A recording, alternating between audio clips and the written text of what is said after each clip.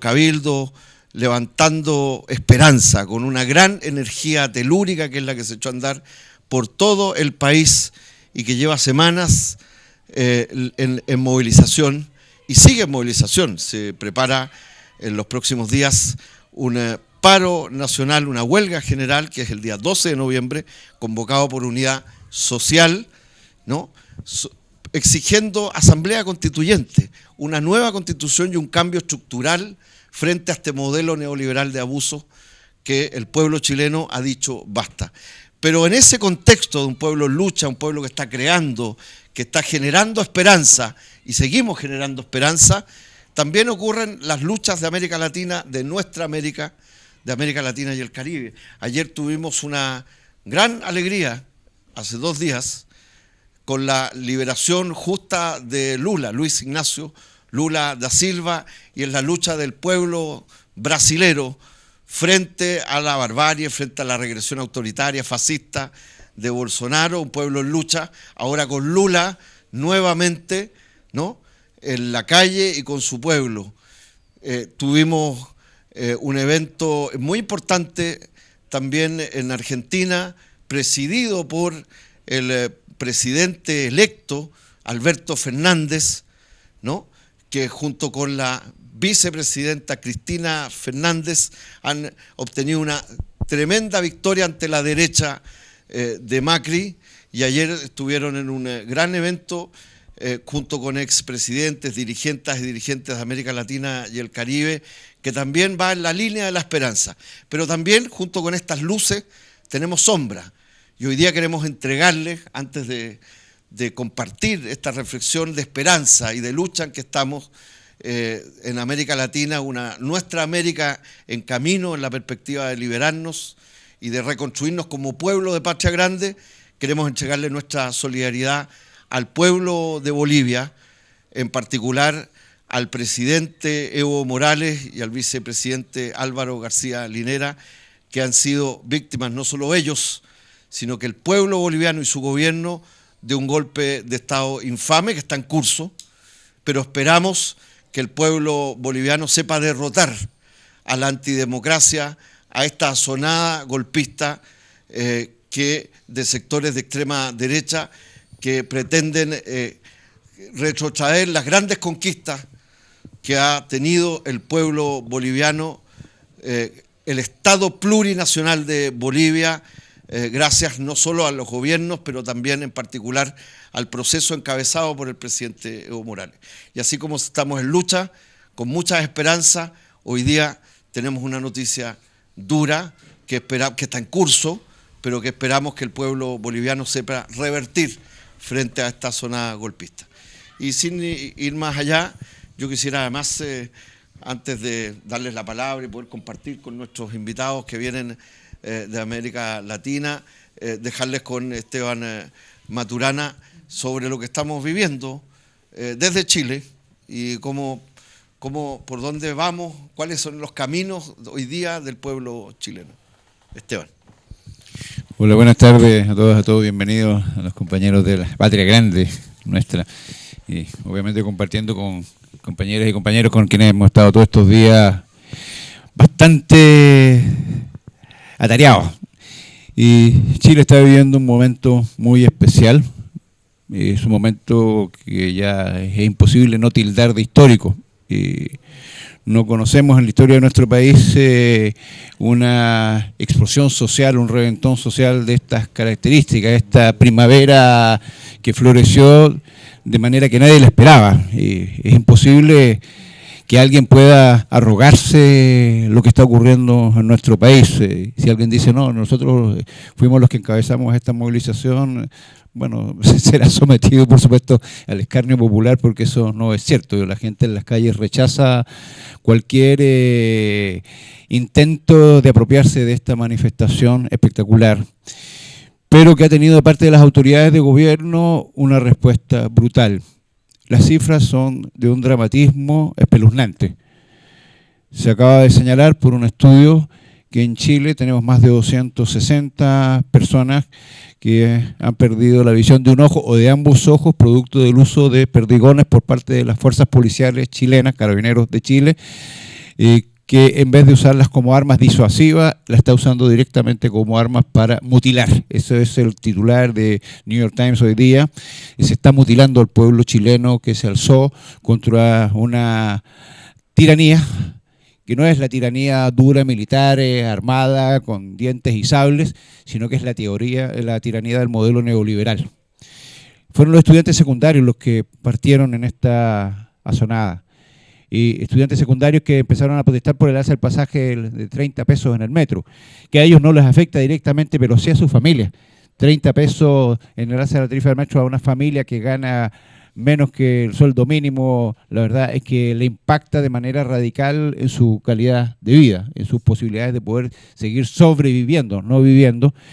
Y las fuerzas policiales reprimieron de manera brutal esas manifestaciones, dando paso a partir del 18 de octubre a este reventón social de proporciones estratosféricas, ante la cual el gobierno respondió sacando a los militares a las calles. Entiendo que tenemos ya más de 40 muertos, miles de heridos, aparte de las personas que vieron afectados sus ojos, y por supuesto detenidos, torturados, vejámenes sexuales, es decir, la brutalidad que ya nos retrotrae los tiempos de la dictadura militar.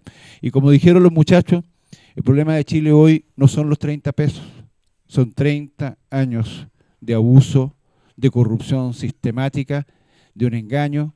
Se nos prometió una alegría, esa alegría jamás llegó a los chilenos, en un país en el que un 1% de la población se apropia de un tercio de la riqueza nacional, 12 familias tienen la cuarta parte de toda la riqueza nacional, dando cuenta de que este es uno de los países más injustos, más desiguales del planeta, y por eso hoy en día millones de chilenas y chilenos hemos estado en las calles exigiendo un cambio de modelo.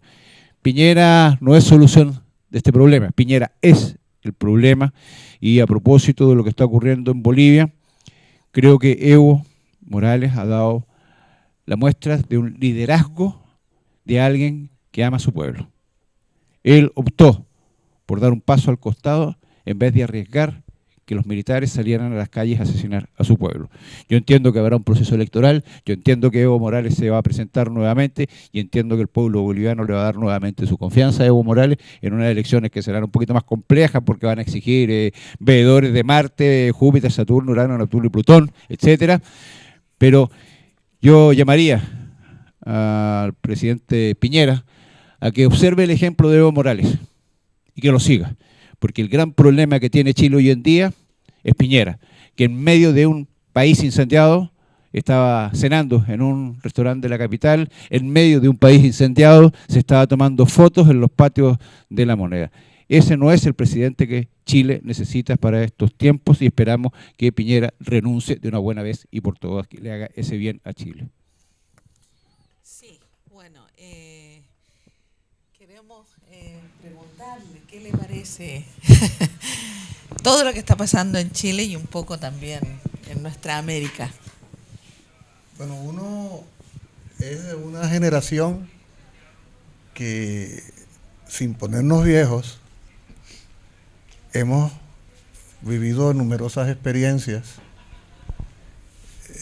Hemos tenido que ir adecuando el corazón a los ires y venires de tantos procesos complejos, algunos, como decía el compañero Esteban, iluminadores, otros realmente inquietantes.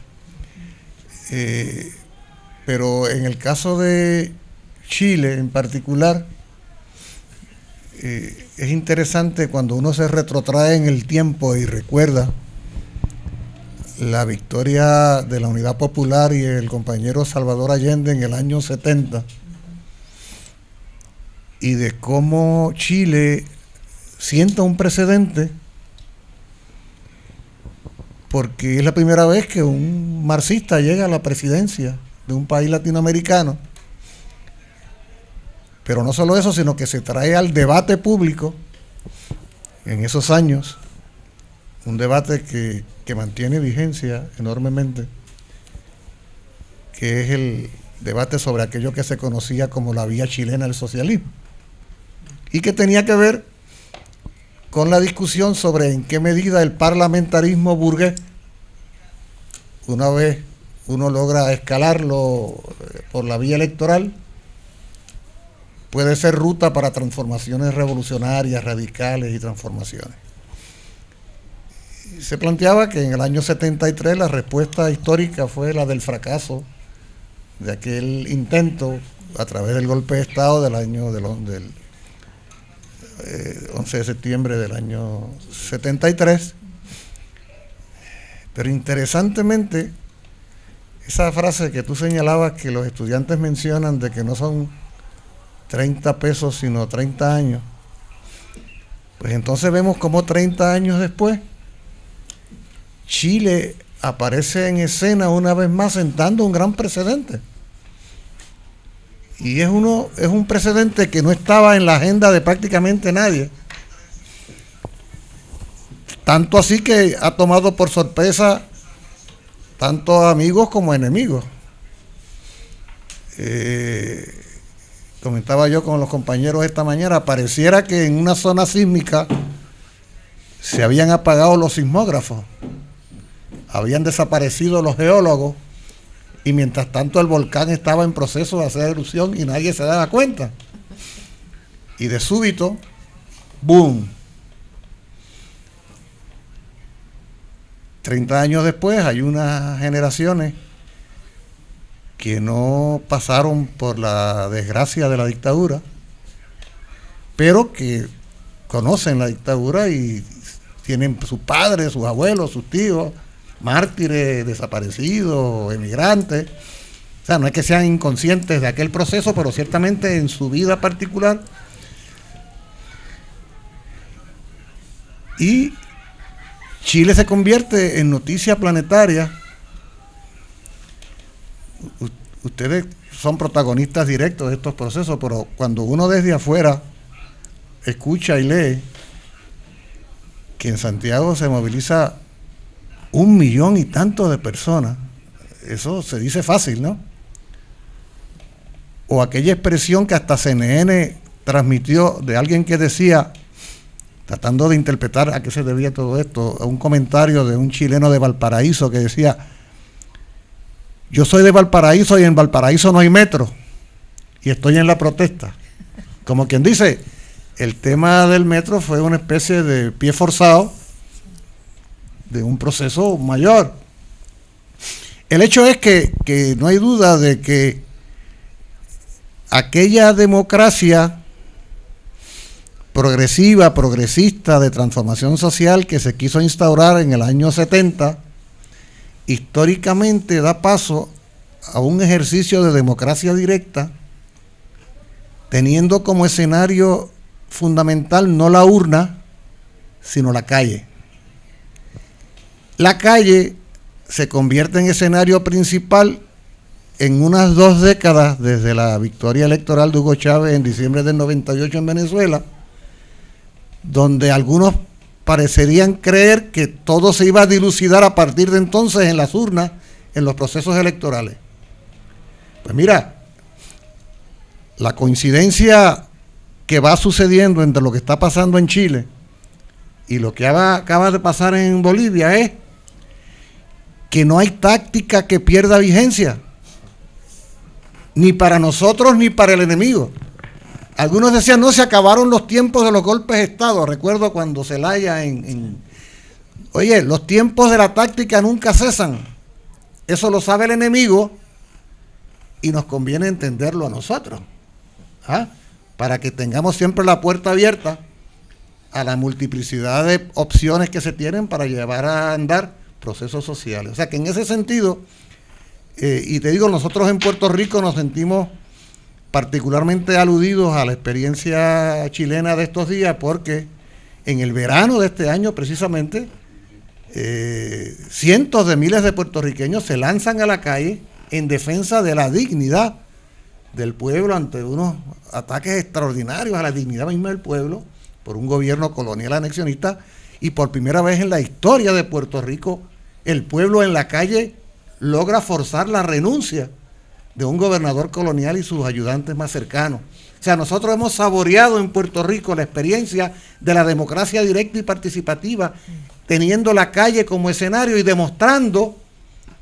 que los eventos más importantes de nuestros pueblos se van a dar en ese contexto después de todo. Y a las experiencias de Puerto Rico y Chile podemos sumar Honduras frente a un presidente al que acusan de vinculación con el narcotráfico. Podemos mencionar el tema de Ecuador y el pueblo en las calles, precisamente contra un alza que no fue otra cosa que el pie forzado de unas demandas mayores. Bueno, hasta en Irak, hasta en el Líbano, hay unos procesos interesantísimos del pueblo en la calle que ha descubierto su condición de sujeto histórico. En ese sentido, yo no puedo menos que saludar esta esperanzadora situación que, como digo, es escuela de la cual aprender muchas cosas, viendo jóvenes generaciones como con esa sabiduría extraordinaria que da las ganas de vivir, se lanzan a defender la integridad de todo un pueblo. Sí. Alejandro. Hola, muchas gracias. Primero, agradecer esta invitación y felicitar a canales rurales, populares, étnicos, plurales, que siempre están a contracorriente haciendo esta lucha y enfrentándose a gigantes de medios que tienen recursos infinitos. Entonces, tú eres parte de una red de medios populares también, quizás puedes contarnos, sí, claro, un poquito. De la FIPO, de la Federación Internacional de Prensa de los Pueblos, que busca también ser esa capilaridad en la base. Bueno, ya han dicho ustedes todo, pues un contexto muy importante, y me recuerda un poco una reflexión de un gran escritor colombiano, Jairo Aníbal Niño, y es hasta qué punto el pueblo puede aguantar. De un hombre un amo que va con sus esclavos por el desierto y se pierden, y el amo comienza a poner a cada uno de sus esclavos frente al sol para que lo tapen del sol y lo cubran. Pone 1, pone 2, pone 3, y al final del cuento dice: y se salvaron todos los esclavos detrás del cuerpo degollado de su amo. O sea, ¿hasta qué punto el pueblo puede aguantar? ¿Hasta qué punto dejamos que nos pongan a recibir el sol y ellos reciben la sombra de nuestro esfuerzo? Entonces, lo primero es, pues, ¿por qué suceden estas cosas? Porque se ha forzado, porque se llega a un punto donde se rompe ese hilo que se ha estirado demasiado desde la explotación. Luego viene por qué unos pueblos aguantamos o aguantan más que otros eso. Ahora hablabas de unos números absolutamente terribles, pero me pongo a ver los números de Colombia, y es porque en Colombia no hemos salido. Si tenemos 8 millones de víctimas, más de 4 millones de desplazados, 220.000 homicidios, 70.000 desaparecidos, 33.000 secuestrados, o sea, unos números abrumadores, pero no se ha llegado a esa conciencia. Y ahí voy lo que decía el compañero Murientes, y es qué procesos de semilla se dejaron. Y aquí hay una semilla desde el allendismo que comienza a florecer, que estuvo al parecer un tiempo en tierra árida, pero hoy salen los chicos, salen los jóvenes de secundaria que seguro escuchaban las historias de sus abuelos, que seguro escuchaban esas historias inspiradoras, y que comienzan a romper ese dique. Ahora, ¿cómo logramos crear esa unidad que tanto soñamos? ¿Cómo logramos unir lo que está pasando en Chile con Colombia, con Puerto Rico, con lo que sucede hoy en Venezuela, con la liberación de Lula, con la llegada de Fernández y Cristina al poder, para que de alguna manera en medio de esa unidad podamos dar una respuesta contundente? Entonces, celebro mucho y me alegra muchísimo llegar en este contexto. Hoy me decía en el desayuno una reflexión el compañero: pues nos podíamos quedar en la casa. Todos tenemos o la comodidad, o nuestros trabajos, o nuestras posibilidades, pero ¿por qué llegar a Chile en este momento coyuntural? Porque es apoyar la historia y empujar la historia para que nazcan nuevas cosas. Sí, bueno, yo recuerdo un poco este año en Chile. Ha sido un año de muchas movilizaciones, y en algún momento grandes sindicatos, grandes organizaciones, se unieron en algún momento diciendo movilizarse ya no sirve. Salir a la calle y marchar ordenaditos, pidiendo permiso en la intendencia, solicitando los permisos, que nos digan no, caminen por aquí, por allá. El alumno aplicado ya no funcionaba, por lo tanto se decide crear esta unidad social, ¿no es cierto? Y llamar en una primera instancia a una protesta el 5 de septiembre. Y de ahí en adelante empieza ya de alguna manera a crecer de manera un poco subterránea hasta que explota. ¿Cómo lo ven? Sí. Mire, en primer lugar, yo estoy muy contento de estar aquí con los compañeros de Puerto Rico, de Colombia. Puerto Rico en especial es una herida abierta en nuestra patria. Un país que todavía no conquista su independencia. Y es un honor estar con uno de los líderes del movimiento independentista de Puerto Rico. Y por supuesto Colombia también es una herida. Nos duele los muertos, nos duele que el proceso de paz no consiga arribar. Lo que estamos viendo hoy día en el continente, creo yo, es una vez más el enfrentamiento de las fuerzas de la luz y de las fuerzas de la oscuridad. El enfrentamiento de la revolución y de la contrarrevolución. Pero para aquellos que hace unos pocos años decían que habíamos dado como continente un giro a la derecha, está claro que no es así. Nuestros pueblos siguieron batallando, fenómenos políticos progresistas han seguido dando. Por supuesto, es complejo. Y en esto, lo que ocurrió en Chile yo creo que es tremendamente positivo, nos llena de optimismo. Aquí cayó un mito mundial, este mito del capitalismo brutal, neoliberal, que viene desde el consenso de Washington en adelante, el poder de las multinacionales, el Estado solamente represivo, y que se vendía como una cosa estupenda en Chile. Los chilenos sabíamos que no era tan estupendo, pero en el resto del mundo no. Eso se cayó. Y se cayó, es cierto que con un movimiento espontáneo, es cierto como decía mi amigo el doctor Maturana, que esto no tiene una dirección. Su gran problema es también su posibilidad.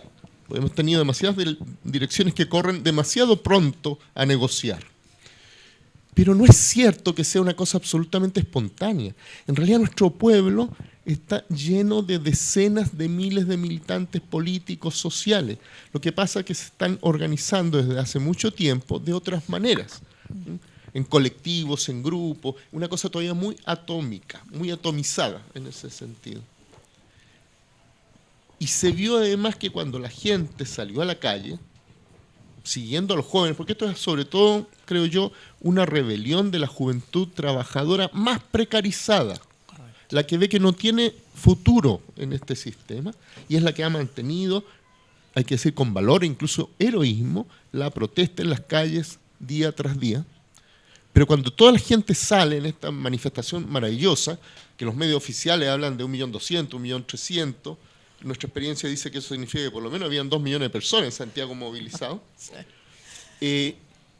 uno ve que la gente, cada uno sale con sus carteles hechos a mano en sus casas, la gente tiene algunas consignas que se repiten una y otra vez, que son las consignas del movimiento del 18 de octubre a partir de ahora. Primero, fuera Piñera. Un tipo que es capaz de declarar públicamente que está en guerra con su propio pueblo, no merece ser presidente. Correcto. Segundo, nuestro pueblo exige la Asamblea Constituyente, la democratización de verdad. En tercer lugar, que se satisfagan las principales reivindicaciones sociales, porque por eso el pueblo salió a las calles. Y eso va desde previsión, no más AFP. La AFP es la previsión privatizada en Chile que da pensiones miserables, hasta salud, educación pública de calidad. Y entonces, y con esto voy a terminar ya, yo creo que lo que se abrió en Chile es un nuevo momento histórico. Es un momento revolucionario en el sentido de que la gente empieza a pensar, se empieza a atrever, se reúne. Estamos en una etapa de amplia discusión. Hay discusión en todas partes. y hay cabildo y asambleas populares en todas partes. Eso es lo que nos debe llenar de esperanza. Esto va a ser para largo. No creo que se va a acabar en unos días más, pero hay un periodo nuevo. Esteban. Bueno, decir que lo que está ocurriendo en nuestro país, que lo hemos graficado, y yo creo que nos hemos quedado cortos todavía, hay bastantes más temas que plantear sobre la mesa. No es solamente un tema de los sectores más precarizados, que algunos llaman lumpen, y también de la clase media chilena, porque hay encuestas de opinión que hablan que más del 80% de la ciudadanía está de acuerdo en la necesidad de una nueva asamblea constituyente, de un nuevo pacto social, incluso presidentes de partidos de derecha, Renovación Nacional, Evópolis, ya están abriéndose completamente a la necesidad de una nueva Carta Magna. Pero al margen de esto, el mundo hoy día está lleno de noticias que hablan de que hay una especie de proceso y de convulsión social y política en el mundo. Líbano, recientemente conocimos la primavera árabe, lo que ocurrió en Grecia, lo que ocurrió en Francia, lo que ocurrió en España, lo que está ocurriendo en Tiananmen. China será un país políticamente comunista, pero tengo la impresión de que es un muy buen ejemplo de un modelo capitalista neoliberal extractivista del carajo. Y Chile tiene una particular relevancia en todo este contexto mundial y particularmente en la región de las Américas. Chile fue el laboratorio, fuimos los conejos o las ratas de laboratorio del Banco Mundial y del Fondo Monetario Internacional. Aquí se aplicaron las políticas de ajuste estructural para pasar de un modelo que conocíamos nosotros previo al golpe de Estado como de industrialización progresiva, sustitutivo de exportaciones con un Estado docente asistencial responsable de la salud, de la educación, de la vivienda, del trabajo, etcétera, para pasar a este modelo económico neoliberal, extractivista, depredador del medio ambiente, de libre mercado, en que el Estado asume un rol totalmente subsidiario. Es decir, rásquese cada quien con sus uñas, etcétera. Pero una de las herencias más nefastas del modelo impuesto a sangre y fuego en Chile, que nos costó varios miles de muertos, fue el cambio en la matriz cultural de la sociedad chilena, que fue el problema que nosotros no teníamos certeza de cómo enfrentarlo. El individualismo, el consumismo. Son dos elementos propios a la cultura prevalente en Chile, que se expresaba en esta fragmentación total de los movimientos sociales, de los movimientos políticos, del mundo sindical, y que nos hacía difícil, por no decir casi imposible, prever alguna alternativa de construcción de una fuerza social y política a la altura del desafío de avanzar así a una sociedad más justa, más igualitaria. Y nos sorprendió, de verdad, o sea, nosotros estamos completamente sorprendidos y uno tiene que acudir a frases como que aquello de que no hay mal que dure 100 años ni pueblo que lo resista. Pero la verdad es que en Chile hoy en día se están cimentando las bases de un proceso de cambios estructurales profundos, no en Chile, en el mundo, porque este modelo se está agotando. Hay artículos de notables pensadores, Duque es uno de ellos, que habla de que estamos a puertas de una nueva recesión económica mundial. Estados Unidos ya está saliendo de la lógica del libre mercado y de las economías abiertas para volver al proteccionismo, etcétera. Entonces, esto está dando cuenta de que este modelo económico impuesto en dictaduras, y no solamente en Chile, se vieron dictaduras en toda la región de las Américas y en el mundo, está llegando a su término y tendremos que dar paso a una nueva forma de entendernos en la civilización. Todos tenemos claros no solamente los riesgos económicos y sociales, el riesgo medioambiental, el planeta está en riesgo, eso es algo que hemos asumido con mucha certeza desde la Cumbre de los Pueblos, y uno de los temas que estaba planteado era evidentemente enfrentar esa COP25 sabiendo que estamos muy cerca ya del punto de no retorno si no somos capaces de modificar nuestros hábitos y estilos de producción. Y por eso es que es tan relevante lo que está ocurriendo en nuestro país, y obviamente tenemos un tema pendiente, el mundo progresista, que es resolver, porque evidentemente es imposible que un pueblo esté meses, todos los días en la calle. Eso no resiste ningún análisis. Y esto tiene que tener alguna conducción, alguna salida, algún cauce en su minuto, y ahí la izquierda chilena está al debe, pero además la izquierda tradicional chilena, PS, PPD, Radicales, el Partido Demócrata Cristiano, son partidos que hoy día no tienen ninguna posibilidad de transformarse en los que sean capaces de ser la alternativa para la construcción de esa nueva sociedad. Ellos fueron engañados y probablemente el tipo más nefasto en la moderna democracia chilena después del año 90 hasta nuestros días tiene nombre, apellido, se llama Ricardo Lagos Escobar, socialista, militante del PPD, que fue uno de los que cimentó las bases de este modelo profundamente explotador después de la dictadura. El CAE, el auge en tema de pensiones, prolongar la expectativa de vida hasta los 110 años, las concesiones. No en vano, cuando Ricardo Lagos dejó de ser presidente de la República, los que más lloraron fueron los empresarios. Yo quería decir algo más bien corto para poder escuchar también a nuestros compañeros y hermanos que nos visitan, que nos acompañan con el proceso, pero un poco siguiendo la línea también de lo que ha reflexionado Esteban.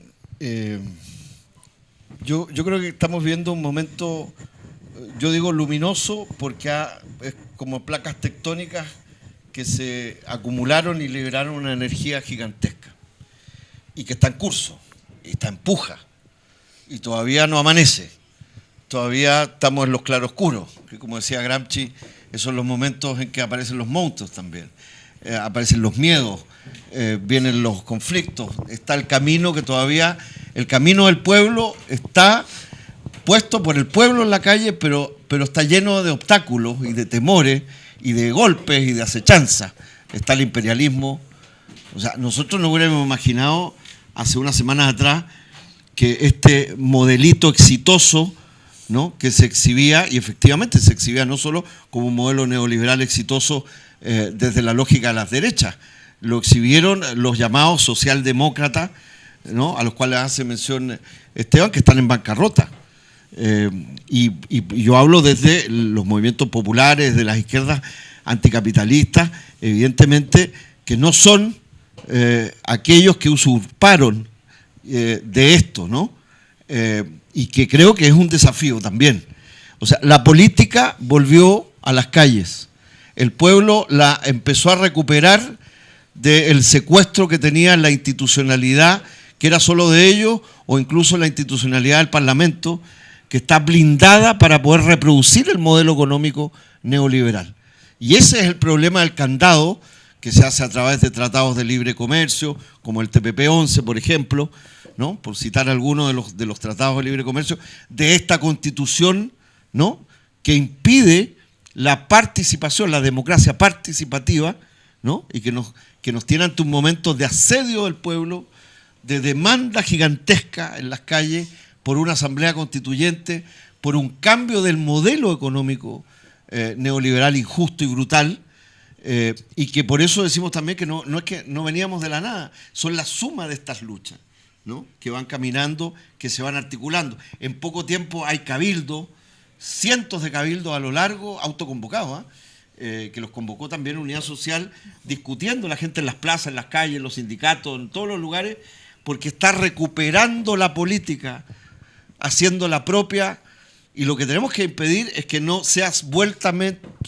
a ser secuestrada, que vuelvan los salones. Tenemos que hacer que camine entre medio de las millones y millones de chilenas, y termino con esto. Por eso creo que estamos en una fase en que estamos reconstituyéndonos como pueblo, y eso es un sentido fundamental, porque es el sentido de la reconstitución constituyente de la soberanía del pueblo. Y es cuando el pueblo, y se pone en discusión la forma en que nos organizamos, la institucionalidad, la manera en que nos relacionamos como colectivo, pero también como individuos. Todo eso es parte de lo que todavía no amanece, pero que está caminando por Chile, y por lo mismo, para nosotras y nosotros es muy importante que estas luchas son parte de la lucha de los pueblos contra el neoliberalismo, pero por reconstituirnos como pueblo, son parte de la lucha de las hermanas y los hermanos de Puerto Rico, que son América Latina, pero que tienen secuestrado por el imperio su propia independencia, pero han luchado, tienen una larga experiencia de lucha. Y también el proceso no solo de paz, de transformación. Mire, Colombia hizo una asamblea constituyente con una nueva constitución, como parte de un proceso de paz parcial importante, pero también con demandas sociales, y ahora está ante otro segundo momento que requiere reconstituyente en el sentido de pueblo. Entonces, yo termino diciendo que por eso tiene tanta importancia a propósito del allendismo. Cuando uno lo escucha en la calle, no es que la gente, el pueblo cantando, o el sentido que tiene en la historia es nuestra y la hacen los pueblos, que dijera aquella mañana, antes de ser bombardeado por aire y por tierra y de ser asesinado, el presidente de Chile, Salvador Allende, como líder de la unidad popular, del proceso democratizador y de independencia más profundo que haya conocido la historia de Chile, que quedó inconcluso, e incluso una transición que hoy día el pueblo la retoma, y lo más importante es que podamos avanzar a llevarla a término en un sentido de la felicidad y de la reconstitución de la esperanza de Chile. Quiero agradecer las expresiones que hacen los compañeros sobre Puerto Rico, sobre mi patria. En efecto, Puerto Rico ha vivido sometido al colonialismo por 527 años. 405 años de colonialismo español y luego 121, 122 años de dominación estadounidense. Los últimos habitantes de mi tierra que vivieron en libertad lo vivieron el 18 de noviembre de 1493, porque el día 19 llegaron los conquistadores en el segundo viaje del conquistador Cristóbal Colón, y aún así, y sobre todo a partir de la segunda mitad del siglo XIX, en Puerto Rico se forja una nacionalidad, se forja una cultura, hay una lucha de independencia contra España, contrario a la imagen que tuvieron los estadounidenses cuando nos invaden en el 25 de julio de 1898. Allí lo que había no era una retahíla de gente dispersa, sino que había ya un pueblo, una nacionalidad. Y ese proceso de forjación de la nación puertorriqueña ha avanzado durante todo este siglo hasta nuestros días.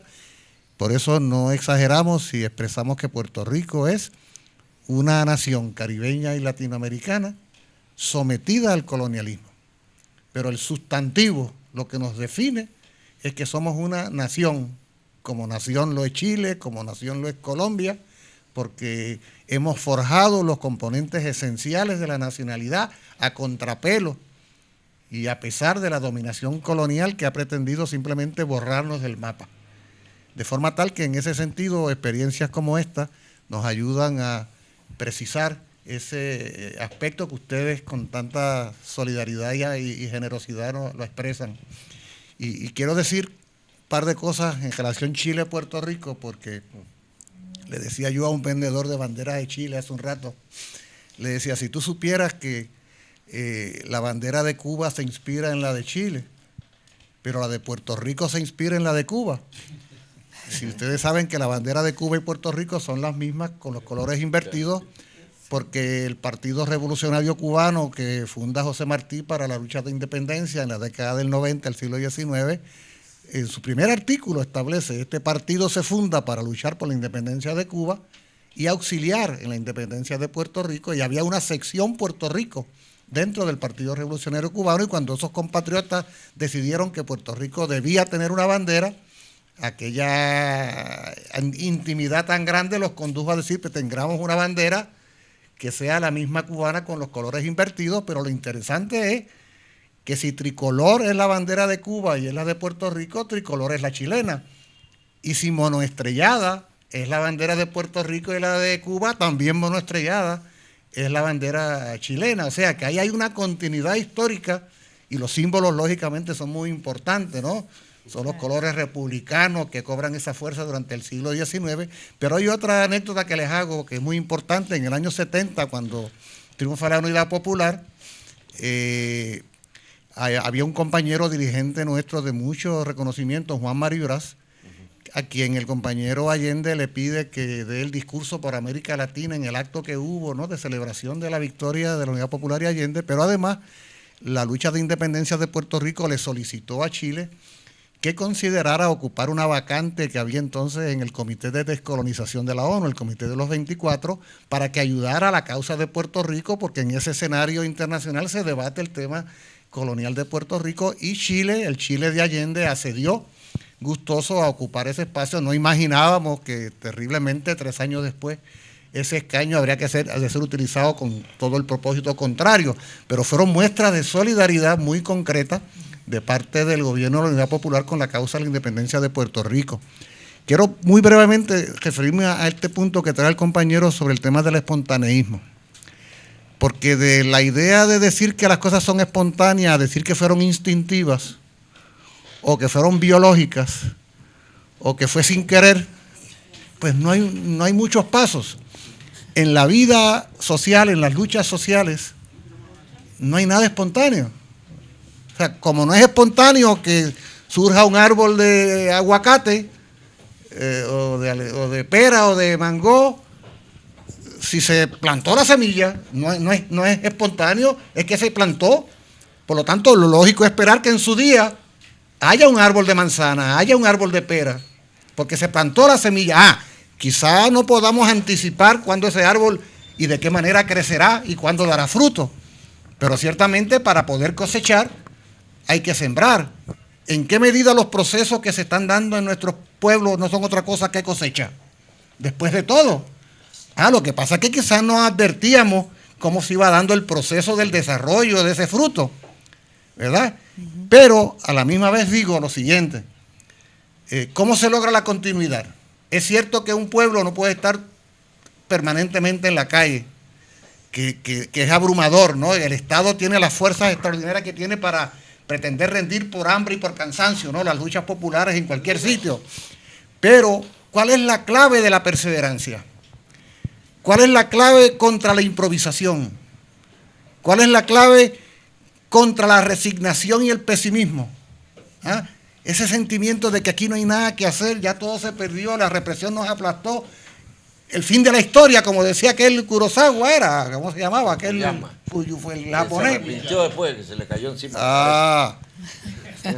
Yo como educador les digo, y como cuadro político, bueno, y como militante yo les digo, la clave de la perseverancia está, como siempre ha estado, en el desarrollo de la conciencia. Cuando uno logra comprender objetivamente, científicamente, la necesidad, la pertinencia, la posibilidad, la inminencia, la urgencia de que las cosas se hagan, incluso cuando uno se cansa, cuando uno se frustra, cuando uno se decepciona, aprende, como por así decirlo, el piloto automático, como hacen los pilotos, descansa un poco y luego retorna. ¿Por qué? Porque la ideología, la cultura, el conocimiento, la conciencia es el motor que garantiza la perseverancia en las buenas y en las malas. Y entonces yo no estoy sujeto a emociones, a cosas fortuitas, a espontaneidades, sino que yo voy a ser tan militante ayer como voy a hacerlo hoy, como voy a hacerlo mañana, solo que lógicamente en circunstancias distintas. Y me parece que hay un terreno fértil aquí y en otras partes para sembrar y resembrar y renovar y echarle agüita a esa semilla del desarrollo de la conciencia, del desarrollo del conocimiento y la cultura. Finalmente digo lo siguiente, si no fueran suficientes las necesidades que tenemos nosotros en nuestros pueblos de luchar, en el caso nuestro por la independencia nacional, en el caso de Colombia, no solo por la paz, casi por la sobrevivencia frente a esos bárbaros, en todos estos pueblos, oigan, precisamente hoy hay elecciones que ya acabaron y están contando en España. Y una de las muestras más aterradoras, según las encuestas, era cómo la extrema derecha se había consolidado. O sea, habrán podido exhumar los restos de Franco y lo habrán cambiado de vecindario. Pero las ideas del fascismo están campeando por sus respetos en Austria, en Italia, en España, en Hungría, en Polonia, en Chile, en Bolivia ahora, en Colombia, en Alemania, que hay áreas de Alemania que ahora mismo están como si fueran altamente contaminadas porque la derecha fascista está en las calles haciendo lo que le vienen en Estados Unidos. Sí. O sea, si no hubiera otra razón para fortalecer la perseverancia, oigan, estamos en un mundo que si miramos por demasiado tiempo hacia el otro lado, cuando vengamos a retornar nuestras vistas, se lo han quedado los fascistas. O sea, el fascismo no es cosa del pasado. Es actual. Adquiere ropajes nuevos, como sería, como decía el compañero, las formas del neoliberalismo. ¿Qué cosa es el neoliberalismo? Sino una manera avanzada del desarrollo del capitalismo industrial, para la cual el fascismo es precisamente una de sus herramientas políticas más importantes. ¿Qué es lo que sustenta al fascismo? El corporativismo. ¿Qué cosa es eso? Son las viejas formas renovadas. Pero nosotros tenemos que tomar eso en consideración para que esa perseverancia se renueve. Y para que seamos tan militantes y tan optimistas, hay que ser inevitablemente optimistas. No nos queda de otra. Porque lo otro es el suicidio y nosotros no tenemos vocación de suicidio. ¿Verdad que no? No. No tenemos vocación de combatiente. Por lo tanto, de eso se trata. Alejandro. Del público. Alejandro. Bueno, terminé también efervescente después de ese discurso. A partir de lo que dicen, uno debe reconocer como pueblo, como organizaciones, como movimiento, que estamos en crisis, como le decía. La crisis no como algo negativo, la crisis es simplemente ese momento, creo que de penumbra, de Gramsci, que hablaba Esteban también, de que ni muere lo viejo ni nace lo nuevo. Entonces, bueno, ¿qué vamos a hacer? ¿Qué sucede? En el caso de Colombia, cuando todo el mundo estaba en esa burbuja emocional de la firma de los acuerdos, nos planteamos una idea en nuestra fundación, con Esteban, inclusive, que nos estuvo acompañando varias veces en Colombia en este proyecto, y era, ¿y lo que va a salir mal? Todo el mundo se está preguntando por lo que va a salir bien, por lo delicioso de dejar las armas, la fotografía, el ingreso de las FARC al mundo político, la atención del Estado en zonas históricamente olvidadas, pero ¿y lo que va a salir mal? Entonces nació una idea, fue crear un proyecto que se llamó Para no volver a la guerra, y era ir a los lugares a preguntarle a la gente, no si está feliz porque viene la paz, es si esto no sale, ¿usted qué cree que va a pasar? ¿Qué sucede? Y luego de hacerlo en 18 zonas de Colombia, tuvimos la posibilidad de ir al Sahara Occidental, de ir al País Vasco, de ir a El Salvador, de ir a Guatemala, a preguntar eso. Oiga, ¿qué les salió mal a ustedes? ¿De dónde vienen las maras, en el caso de El Salvador? ¿Por qué llevan 30 años en Jaimas, después de haber firmado un acuerdo en el Sahara Occidental? Claro, y con los marroquíes de colonialistas en contra del pueblo saharaui. Entonces, todas esas preguntas, ¿qué podría salir mal? Por eso, cuando comienza a suceder lo de las disidencias de las FARC, donde el asesinato de líderes, más de 300 líderes solo este año, más de 150 excombatientes de las FARC, nos genera tristeza, nos genera angustia, pero no nos mata la esperanza, porque sabíamos que eso iba a pasar. Así que la pregunta hoy es, ¿no sabíamos que podía pasar lo de Evo? ¿No sabíamos que podían encerrar a Lula? ¿No sabíamos que iban a hacer todo lo posible por desestabilizar los países? Eso lo sabemos, y no lo sabemos hace un año, lo sabemos hace décadas. Entonces tenemos también que pensar hoy qué va a suceder en esta crisis, en esta coyuntura, qué nos puede salir mal, qué liderazgos, como decías tú, van a salir a abrogarse esto y a negociar demasiado pronto. Qué capacidad de resistencia tenemos en las movilizaciones y en qué momento comienza a llegar el desgaste. Eso nos va a hacer preguntarnos por el puerto. O sea, ¿a dónde queremos llegar? ¿Esto dónde debería finalizar? Y todas estas preguntas de la Asamblea Nacional Constituyente, todas estas preguntas, si viene un referendo, todas estas preguntas, ¿quiénes van a asumir en parte este liderazgo que han salido los jóvenes a impulsar? Debe ser una cuestión vital hoy y una necesidad imperiosa de dar esa respuesta para que, como dice aquí el compañero, no muera la conciencia y continúe la esperanza. Bueno, el tiempo es implacable. Hemos tenido un programa que esperamos les haya gustado muchísimo. Le damos las gracias a nuestros compañeros, a Esteban, y le insistimos, como siempre insistimos a ustedes, en verdadera justicia. siga saliendo, siga participando en las asambleas territoriales, en los cabildos. Conteste las preguntas. ¿Qué es lo que quiere usted? ¿Cuál cambio quiere hacer? Siga insistiendo, siga manifestándose. No deje que lo convenzca y no vuelva a prender la televisión. Hay manifestaciones. El día lunes, paro de los profesores. Siguen las manifestaciones. El día martes, huelga nacional. Y los vamos a invitar para el día 15. ¿A qué hora en la tarde? A partir de las 2:30 en la CUT, en la sede de la Exacto. Central Unitaria de Trabajadores en Alameda. Vamos a compartir con los dirigentes de muchas organizaciones sociales y con los hermanos y hermanas de varios países de Latinoamérica una reflexión conjunta. Exacto. Entonces, el 15 en la CUT, en la tarde, para compartir con nuestros hermanos americanos, porque nosotros somos americanos también, debemos recuperar ese nombre. Así que sigamos luchando, no bajemos los brazos, que tenemos que llegar a buen puerto, y eso solamente es responsabilidad de cada uno de nosotros, de los que sale a la calle a luchar y a pelear. Hasta la próxima.